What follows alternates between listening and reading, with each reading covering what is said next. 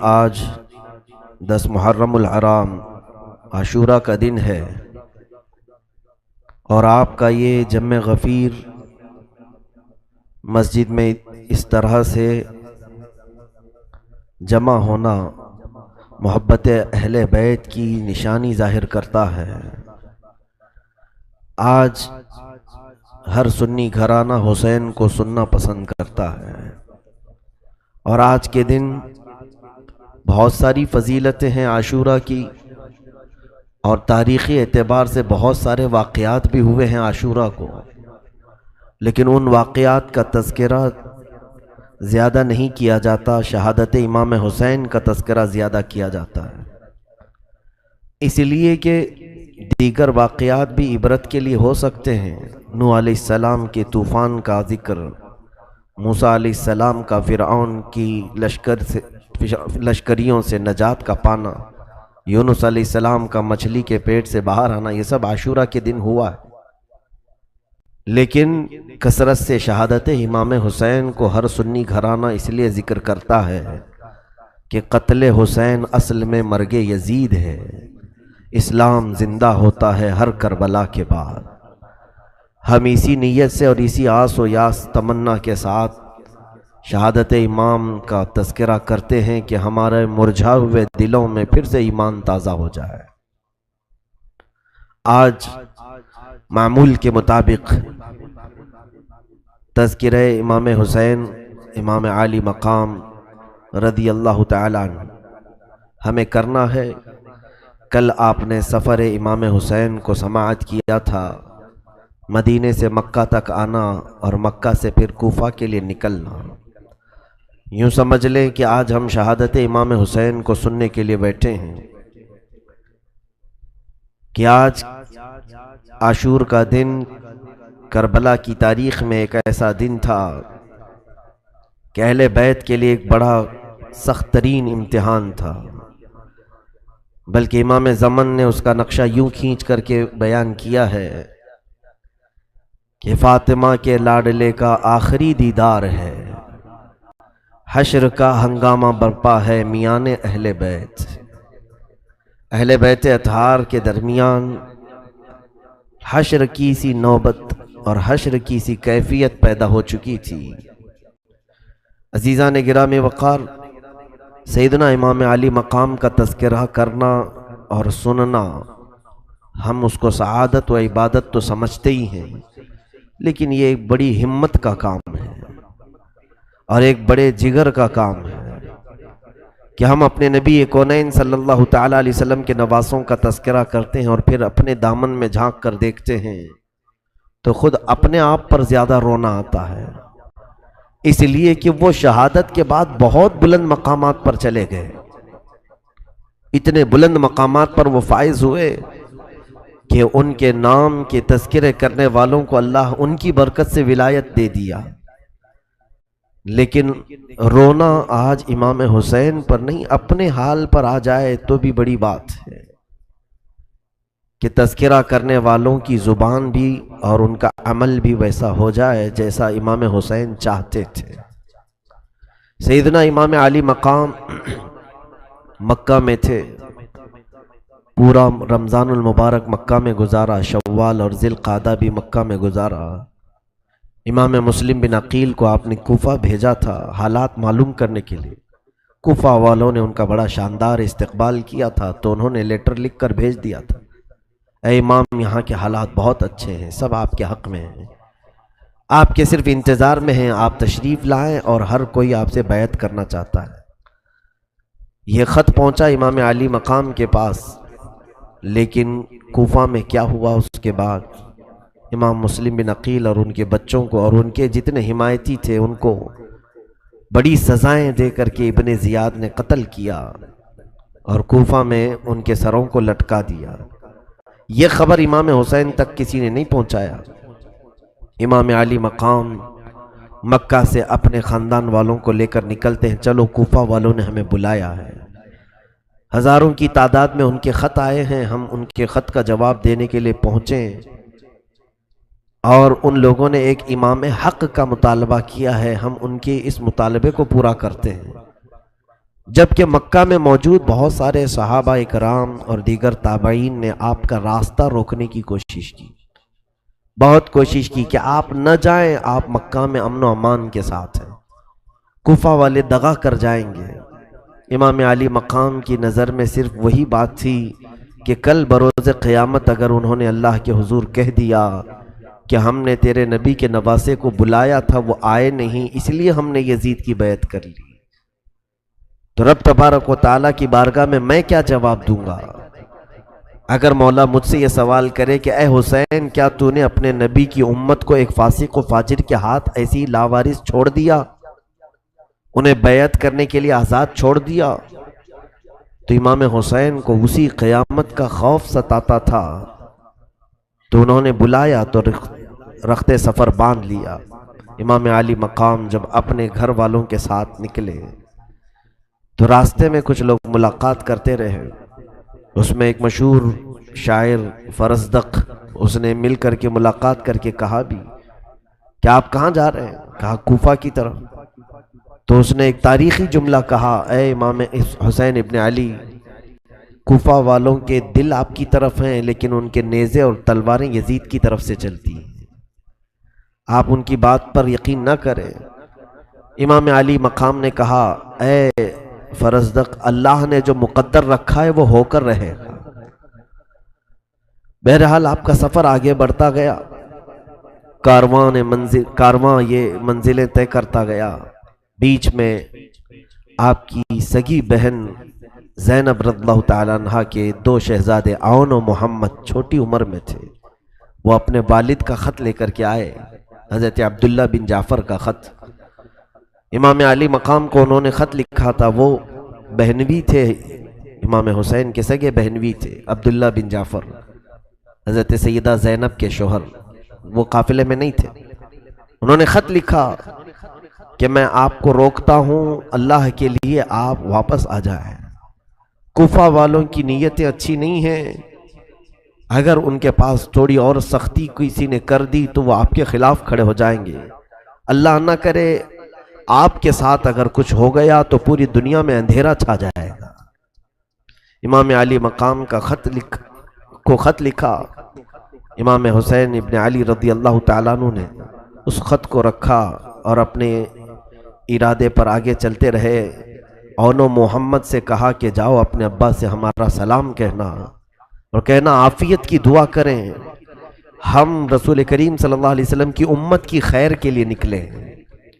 عون و محمد جاتے کہاں؟ انہوں نے کہا مامو جان، ابا نے خط تو لکھا آپ تک پہنچانے کے لیے، لیکن تحفے میں ہم دونوں کو آپ کے حوالے بھی کیا، آپ ہمیں قبول کر لیں۔ وہ دو ننھے سے شہزادے تھے، ان کی عمروں کے متعلق یہ فرمایا گیا کہ وہ 15 سال سے کم کی عمر کے تھے۔ دونوں شریک قافلہ ہوئے، یہ قافلہ چلتا رہا، کوفہ کی طرف جا رہا تھا۔ کوفہ کی ابھی بھی خبر امام علی مقام کو نہیں پہنچی تھی کہ کوفہ والوں نے کیا کیا ہے۔ اسی اثنا میں بیچ میں ایک مقام آتا ہے، وہاں پر حر بن یزید تمیمی ریاحی، یہ ابن زیاد کا معتمد تھا، یزید کی طرف سے اس نے 1000 کا لشکر لے کر امام کا راستہ روکنے کی کوشش کیا۔ ہوا ایسے کہ بیچ راستے میں امام علی مقام نے پڑاؤ کیا ہے، خیمہ ڈالا ہے، تو کوئی گھوڑ سوار دوڑتے ہوئے آ رہے تھے، لیکن ان کے چہرے لٹکے ہوئے تھے، بدن جھول رہے تھے۔ امام حسین نے دیکھا کہ اتنا بڑا لشکر آ رہا ہے، تو لشکر کو دیکھا امام حسین نے اپنے لوگوں سے کہا کہ اس لشکر کو روکو، کیا بات ہے پوچھ لو۔ کوئی گئے اور جا کر کے پوچھا کہ کیا بات ہے، کہا بہت دور سے چلے آ رہے ہیں، پیاس اور بھوک نے ہمیں ادمرا کر دیا ہے۔ یہ خبر امام حسین کو پلی تو امام علی مقام نے اپنے خیموں میں جتنا پانی تھا سب لے کر کے حاضر آئے۔ حر بن یزید کو آ کر پانی پلایا، اس نے آنکھیں کھولی اور اس کے بعد ان لشکریوں کو پانی پلایا۔ امام حسین نے پوچھا کہ کیا مقصد، کس لیے آئے ہو؟ وہ جانتے نہیں تھے امام علی مقام کو۔ کہا سنا ہے ہم نے یزید کے خلاف حسین ابن علی بغاوت کر کے نکلے ہیں، اور ہمیں حکم دیا گیا ہے کہ ان کو راستے ہی سے گرفتار کر کے لے آئے۔ تو اس میں حر بن یزید نے پوچھا کہ کون ہے تم میں حسین؟ بڑا بھاری مشکیزہ اٹھا کر کے وہ لشکریوں کو پانی پلا رہے تھے۔ کسی نے کہا یہی حسین ابن علی ہیں جس نے تجھے پانی پلایا۔ وہ پانی پلا رہے تھے کس لشکر کو؟ اس یزید کے لشکر کو جو گرفتار کرنے کے لیے آیا ہے۔ یہ ہے شان اہل بیت، چاہے پہچان کا ہو کہ بنا پہچان والا ہو، اسے پہلے پانی پلایا جائے۔ اسی لیے تو آج محرم میں ہم ہر جگہ سبیلیں لگاتے ہیں، کثرت سے پانی پلاتے ہیں۔ ہر کسی مذہب سے تعلق رکھنے والا پانی پی کر کے جائے، کم از کم ہمارے ہاتھوں سے شربت پی کر کے جائے۔ یہ سبیلیں اور شربت جو ہم لگاتے ہیں اسی محبت میں، بعض لوگ کہتے ہیں امام حسین تو پیاسے چلے گئے اور تم پانی پیتے ہو۔ میرے عزیزوں، وہ پیاسے رہ گئے لیکن کسی دوسرے کو پیاسا دیکھنا نہیں چاہتے تھے۔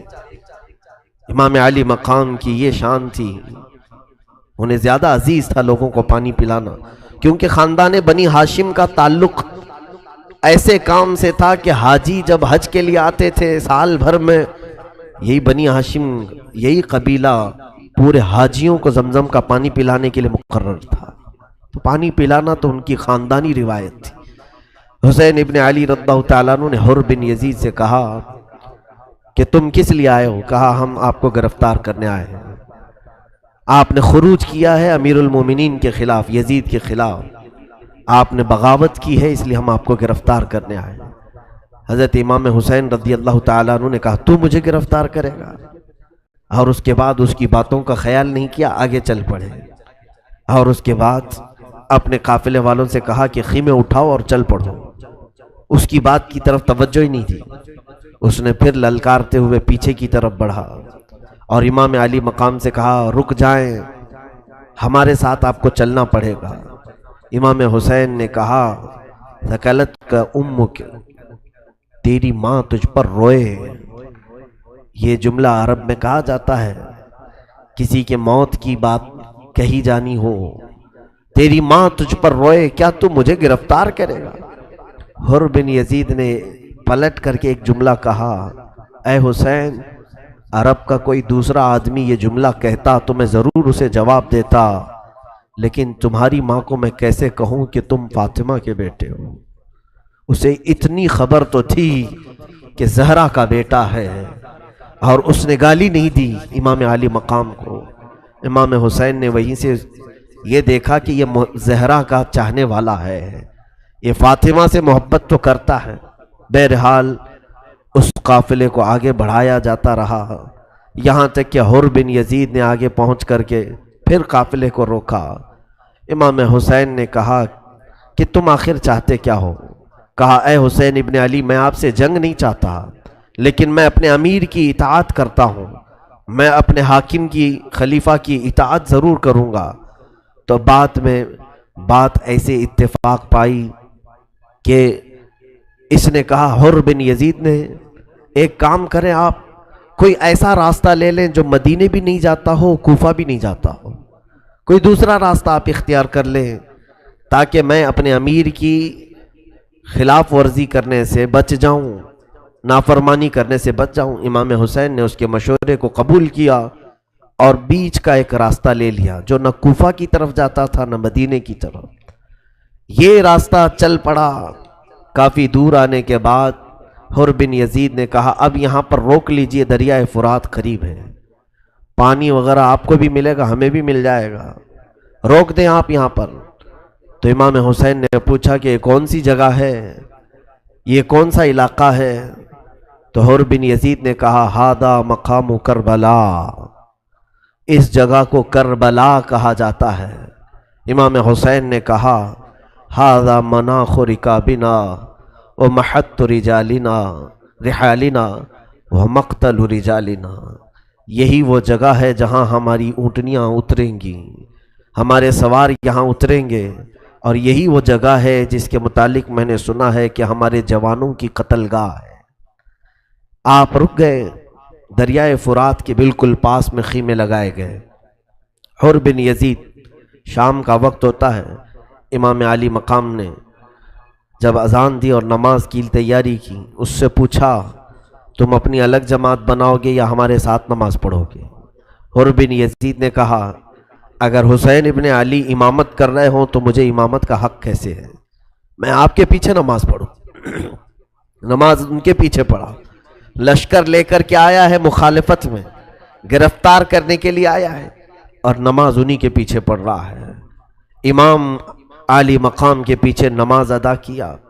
اس کے بعد امام حسین ابن علی رضی اللہ تعالیٰ عنہ نے اس سے کہا کہ دیکھو ہم صلح کی بات کرتے ہیں، ہم امن کی بات کرتے ہیں، تم لکھ کر کے بھیجو کہ ہم جنگ نہیں چاہتے، قتل نہیں چاہتے، خون ریزی نہیں چاہتے، میں تمہارے لیے صلح کی بات پیش کرتا ہوں۔ اس نے حاکم کوفہ عبید اللہ ابن زیاد کے پاس خط لکھا کہ حسین لڑنا نہیں چاہتے اور ہم نے ان کا راستہ روکا ہوا ہے۔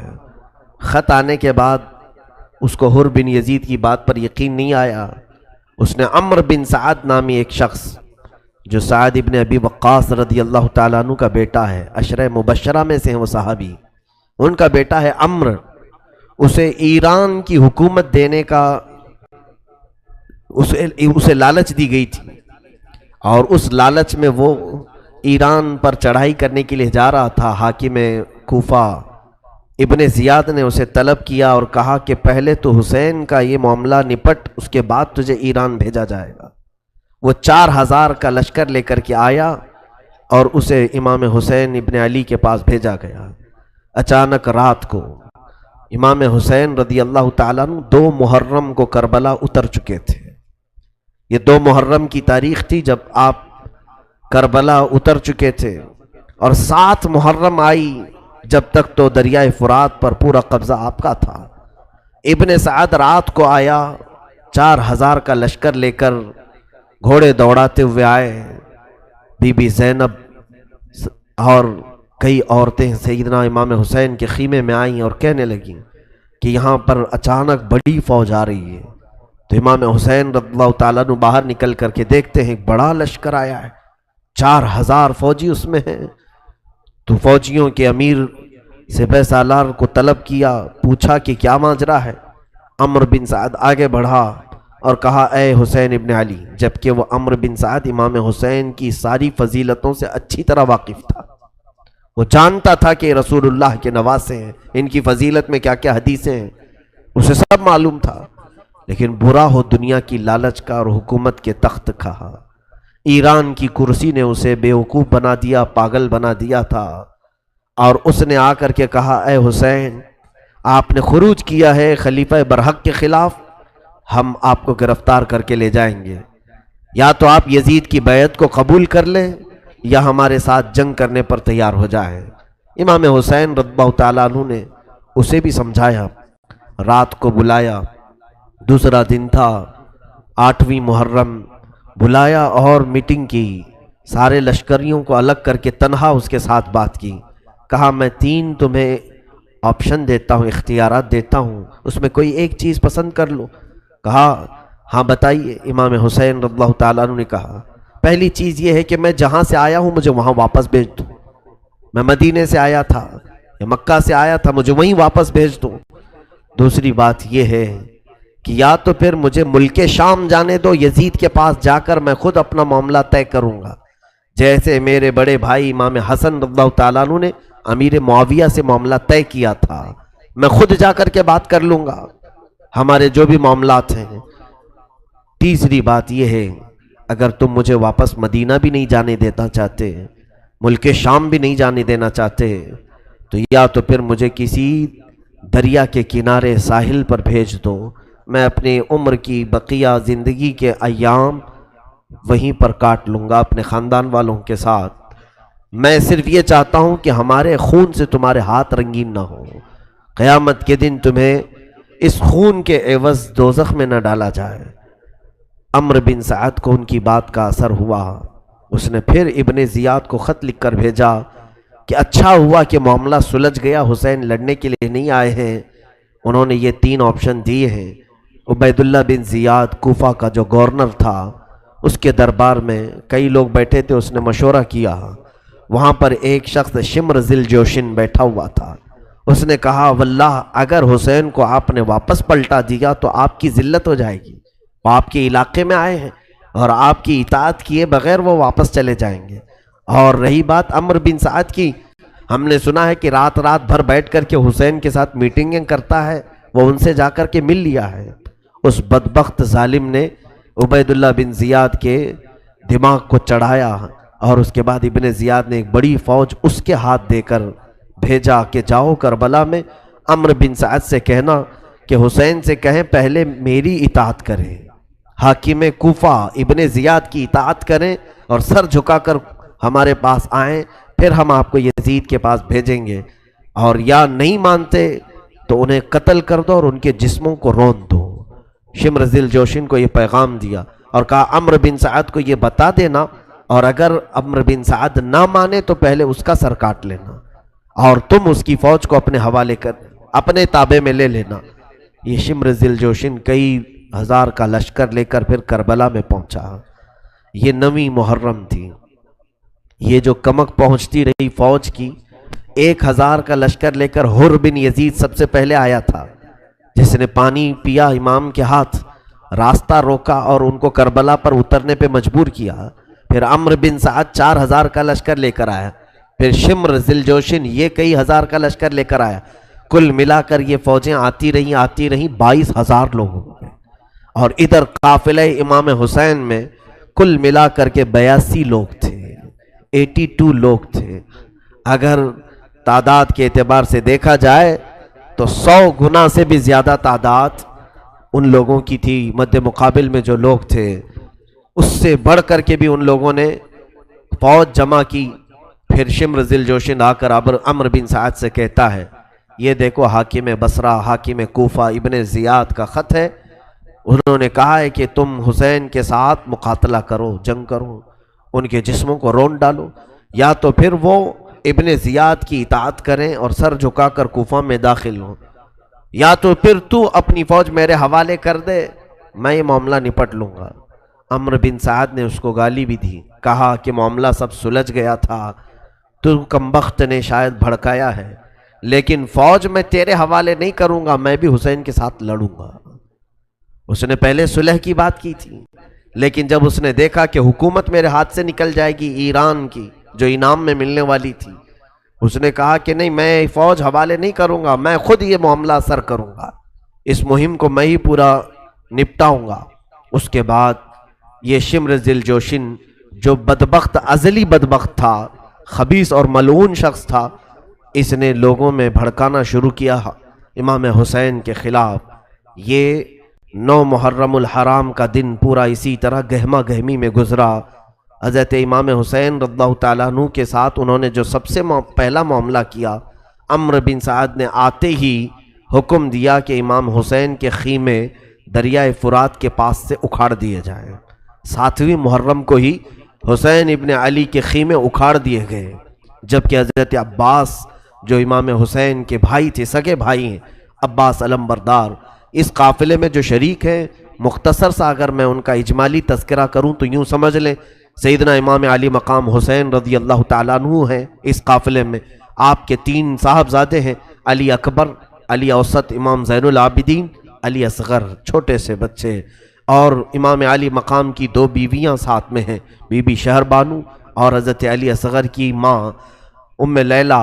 اور ان کے علاوہ حضرت امام حسن رضی اللہ تعالیٰ عنہ کے صاحبزادوں میں 3 یا 5 صاحبزادے تھے.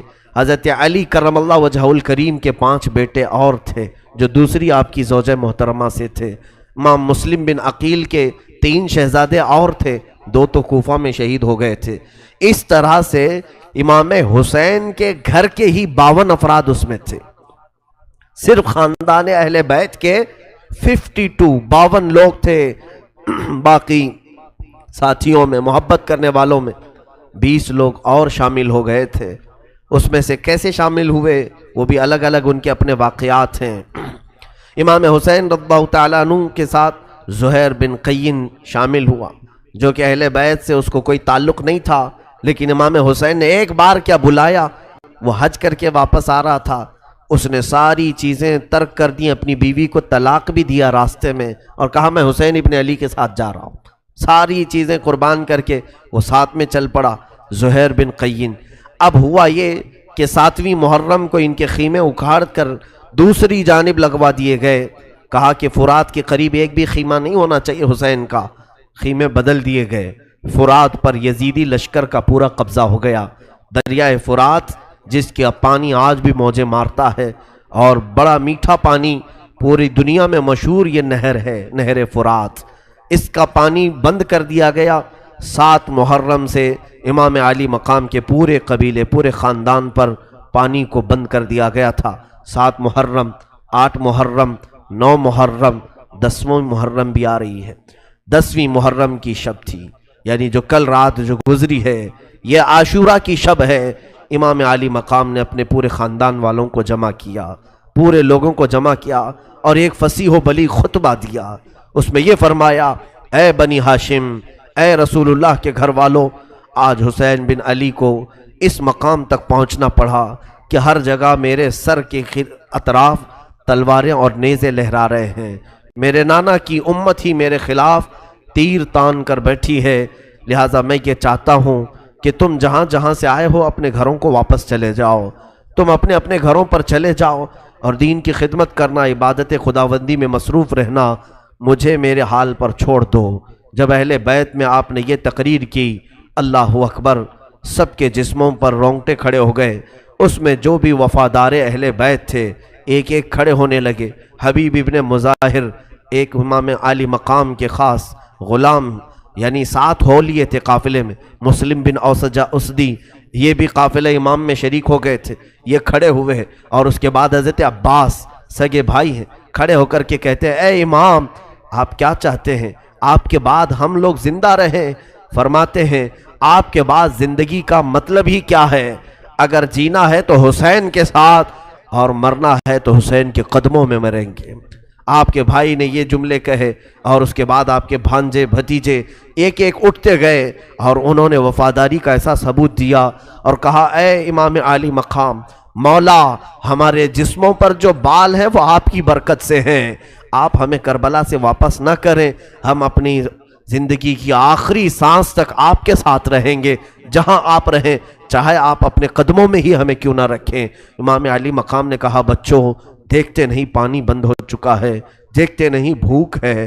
امام علی مقام سے بچوں نے کہا، اے امام حسین، یہ پانی ہی تو بند ہوا ہے، یہ پانی اور کھانا ہی تو بند ہوا ہے، لیکن ابھی ہمارے جنت کا راستہ تو کھلا ہوا ہے۔ امام علی مقام سے انہوں نے واپس نہ جانے کی ضد کی۔ پوری رات امام حسین ابن علی رضی اللہ تعالیٰ عنہ نے سجدے میں گزارا۔ یہ عاشورہ کی رات تھی، عبادت کی شب تھی، رات سجدے میں گزاری گئی، اور ظاہر سی بات ہے 3 دن کے بھوکے اور پیاسے یہ نہتے لوگ جو تلواریں لے کر کے اپنے ساتھ بہت بڑا سامان جنگ لے کر نہیں آئے تھے، جو اپنے ساتھ 1-2 تلواریں ہوتی تھیں، انہی تلواروں کے ساتھ عرب سفر کیا کرتے تھے، ساتھ چلے تھے۔ اس وقت آپ کے ساتھ بہت کوئی بڑی تیاریاں بھی نہیں تھی، خیموں میں ایسی حالت تھی کہ چراغ جلانے کے لیے کسی کے پاس تیل تک نہیں تھا۔ رات کے اندھیریوں میں بی بی زینب کہتی ہیں کہ اگر ہمیں کوئی کام پڑتا تھا تو ہم علی اکبر کے چہرے کی روشنی میں کام کیا کرتے تھے، حسین ابن علی کے دمکتے ہوئے چہرے کی جو روشنی ہوتی اسی میں ہم کام کر لیتے تھے۔ خیموں میں بھوک اور پیاس کی شدت تھی، لیکن کسی نے شکایت نہیں کی کہ ہم کو کس حالت میں لا کر آپ نے چھوڑ دیا۔ بیویوں نے بھی صبر کا مظاہرہ کیا ہے، خواتین نے صبر کا مظاہرہ کیا ہے، بچوں نے بھی صبر کا مظاہرہ کیا۔ 10ویں محرم کی صبح تھی، یہی وہ خونی منظر ہے، وہی کربلا میں قیامت صغریٰ ہے جو اہل بیت کے ساتھ رچائی گئی، اور ظالموں نے ایسی تاریخ رقم کی کہ شاید اس وقت سورج بھی تھر تھرا گیا ہوگا، آسمان بھی کانپ گیا ہوگا، زمین کے ٹکڑے ہل گئے ہوں گے جب فاطمہ کے لال کے ساتھ انہوں نے اس طرح کے اخلاق کا سلوک کیا ہے۔ عزیزان گرامی وقار، فجر ہوتے ہی امام علی مقام یزیدی لشکر کے پاس آئے اور پھر یہاں پر کھڑے ہو کر ایک خطبہ دیا اور کہا، اے لوگوں، کیا تم نہیں جانتے کہ میں فاطمہ کا بیٹا ہوں، میں حیدر کرار علی مرتضیٰ کا بیٹا ہوں، کیا تمہیں معلوم نہیں کہ ایک مسلمان کا قتل کتنا بڑا گناہ ہے؟ یہ تمام تقریریں کرنے کے بعد آپ نے سمجھایا کہ تم اپنی تیروں کو اور تلواروں کو اندر کر لو، میں تم سے لڑنے نہیں آیا ہوں۔